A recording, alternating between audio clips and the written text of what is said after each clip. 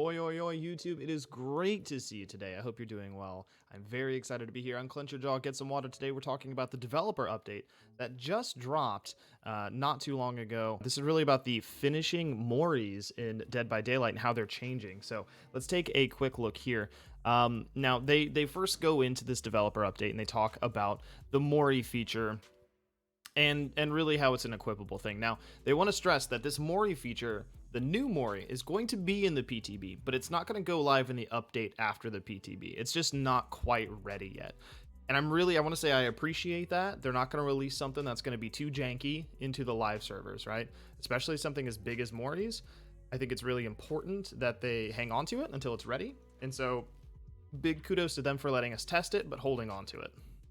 So they're talking about new Moris, right? When all the survivors are dead, dying, hooked, or have escaped, you become the last standing. So what this means is, like, if there are 3 people slugged and 1 person still standing, you're the last standing. If there's 2 people hooked, 1 person slugged, and you're the last person up, you are the last person standing. It's quite literally last person standing. If everyone's dead and you're the last one up, you get it, right?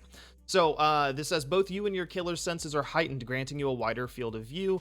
Rescuing a survivor will end the last man standing phase, or last standing phase. So, like, if, again, 3 people hooked and you're up, right, you will enter this stage.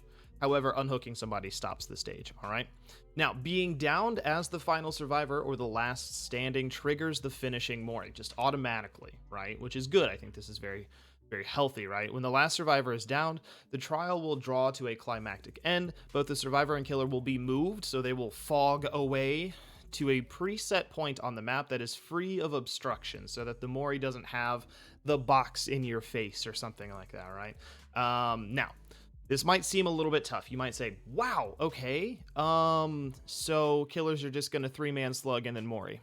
So the way that they're doing this now, with this new system in place, survivors that are left on the ground, aka slugged, slugging may seem like an appealing tactic. However, survivors aren't going to give up without a fight, they say. After being left on the ground for 45 seconds, survivors will now gain the ability to pick themselves up without the need of any perks.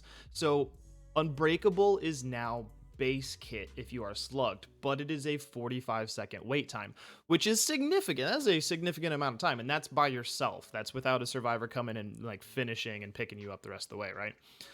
Now, this requires some questions. All right, what happens to perks, right? So Unbreakable, Soul Guard, No Mither, and Boon Exponential, the picking yourself up has been removed from those perks, right? The ability to Mori survivors has been removed from Rancor and Hex Devour Hope, as this is now part of the base kit. But you may be asking, what are the changes? All right, Unbreakable now increases the dying self-recovery speed by 100%. So instead of 45 seconds, it'd be like 22.5, I would imagine, right? Rancor, once all generators are powered, the Obsession's aura is revealed for 5 seconds, and they're permanently inflicted with Exposed. And then Hex Devour Hope, once 5 tokens have been earned, any survivor placed on a hook is instantly sacrificed.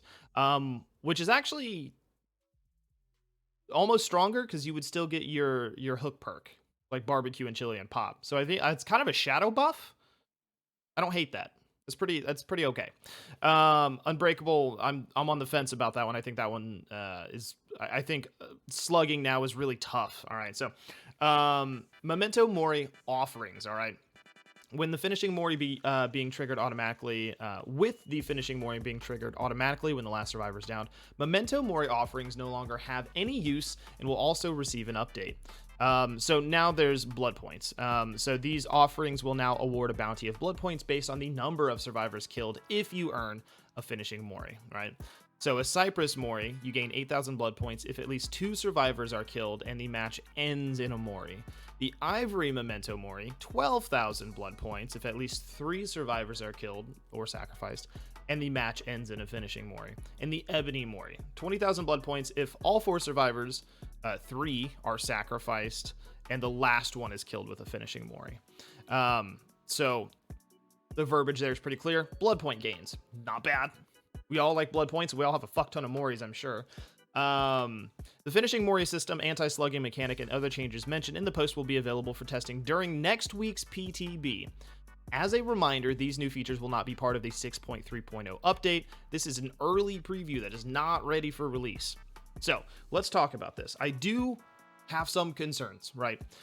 People have talked about it a little bit on Twitter, but people like Twins and Oni and Plague, who are pretty slug happy people, this kind of creates a scenario. I mean, 45 seconds is a long amount of time. So we looked it up, and these numbers could be wrong. Let me know in the comments below. But really, with Unbreakable, the way it is right now, Unbreakable takes you about 20 to 23 seconds to pick yourself up with current Unbreakable. That seems to not really change in this update. However, right now it takes about 30 seconds to get yourself all the way up to that like almost finished meter, and then you'll need a survivor to come help you. This would be extended to 45 seconds, right? Which means that recovery speed is slower. So in theory, I don't think slugging necessarily gets hurt, right? Because ideally, when you're playing with Oni and Twins, right, a survivor is going to come and pick that other person up while you're chasing a third person. That ties up 3 people out of the game. That's kind of the point of slugging, right? So to some degree, I think if a survivor is trying to recover, recovery seems like it's going to be slower now, which means somebody will need to come and heal for just a little bit longer to be able to get that person picked up, if that's going to happen, or they're just going to leave them down for 45 seconds while they work a gen. And that's kind of the crux. It's not so much the timing, it's knowing that anyone can pick themselves up. You as a survivor teammate, do you go pick that survivor up, or do you just sit on your gen and you go, well, they'll get up? That's kind of the problem. Ordinarily, right, survivors don't know if the other person has Unbreakable unless they're in a Swift, right? So the idea in a traditional match right now is, oh, my teammate's down. Oh, that killer got someone else down. I should go heal the first teammate real fast. Go ahead and help him up. And that takes 3 people off of gens, the 2 people slugged and the 1 person who has to pick the other up, which means only 1 person's on a gen. But now knowing that anyone can pick themselves up, okay, at a high level of gameplay, Swifts and things like that, do survivors come off of gens to help each other at all? Do they need to? I think the answer is really not really. It's kind of like Circle of Healing, right? You go and like unhook somebody and then they just go heal by themselves while you get right back on your gen, right? That's how old Circle of Healing was, and the heals were fast.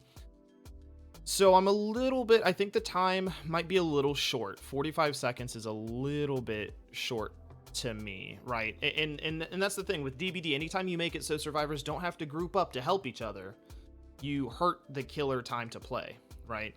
Because the objective gens, right, like slug is like healing is the primary or the secondary objective for survivors. Healing is the secondary, right? You unhook, you heal. You're slugged, you heal, right? Healing is like the primary sort of thing besides gens. And so with slugging being something that you can do on your own, and pick yourself up, I think that there are concerns. I do want to be very clear that I don't want to overblow those concerns. I think the community might lose their minds and be like, bah, slugging's dead. I don't think so. I think if you slug, like for me and like Pyramid Head, right? I'm going to down somebody, and then like if somebody else is near with Infectious Fright, take a shot at them, and then come back to this person. That person's injured now.